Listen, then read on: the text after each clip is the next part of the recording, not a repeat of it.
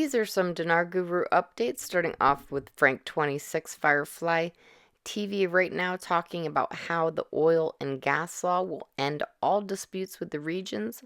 Sadani sees the situation and has brought two sides together, and this oil and gas law will bring stability and open all files.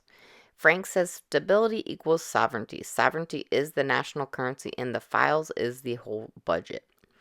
Pimpy article quote, the Iraqi delegation in Washington paves the way for the Sudanese. Pimpy says, looks like the delegation from Iraq is here in the United States meeting with our officials over here in Washington. Looks like they're doing all they can to prepare a visit from al-Sudani. Militiaman says they're doing a lot with the budget and finalizing disbursements and allocations. They're getting ready to spend money. Some of those timeframes are coming on us quickly. I think things are pretty darn exciting. All right, Mark Z via PDK is saying, I could be wrong, but I honestly think we will see it before the 20th. This weekend or next week. I do not know that answer, but I don't think I have ever felt this good about things. Breitling says there's an email being blasted out about Warka Bank in Iraq selling stock in Warka where you can buy shares and own a share of Warka. I have not been able to confirm that, and I know people who work there say it's not a good sign. Even if they did offer that, I'm sure wouldn't get into it. It's backed by the CBI, but it's also sanctioned by the CBI. Until they open everybody's account, I'm not doing anything with Warka.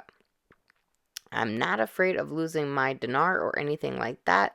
And if something like that did come up, we have a Loctite mother-scratching lawsuit that will win and they will suffer, and I'm not worried about that.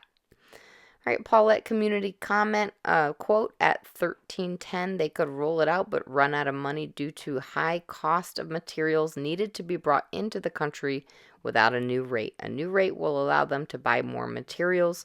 1310 will bankrupt them internationally, unquote. All right. Paulette is saying, I am not sure why they would run out of IQD to bring materials into the country.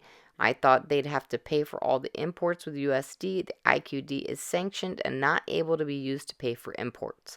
Isn't this the whole reason for the currency sales of 200 million plus daily in order to pay imports? All right, Bruce via Wiser Now says it was going to be Wednesday or Thursday. We would be notified.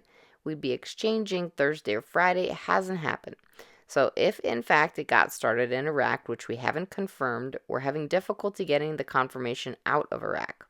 However, if that did happen, then everything's moving forward in that light. We'll have to see how it goes in the next few days. Maybe something happens during the weekend. Maybe next week. We'll just have to see what happens. Frank 26 question. Do you think we will get a sudden shock, the new exchange rate, or more likely to gradually grow over time? Frank says, we told you last month that, in my opinion, a third change in the exchange rate would occur. Let's see if that happens. It has been gradual. Militiaman says they're going to need the exchange rate to change the value, the oil and gas law, so they can distribute the wealth to the citizens. And lastly, Mark Z via PDK. Dana Gas receives $80 million from Iraq's Kurdistan region. Mark Z says oil is absolutely flowing in the Kurdistan region. I think this is a solid sign that the money is moving, and so is the HCL hydrocarbon law. This is a big one in my book.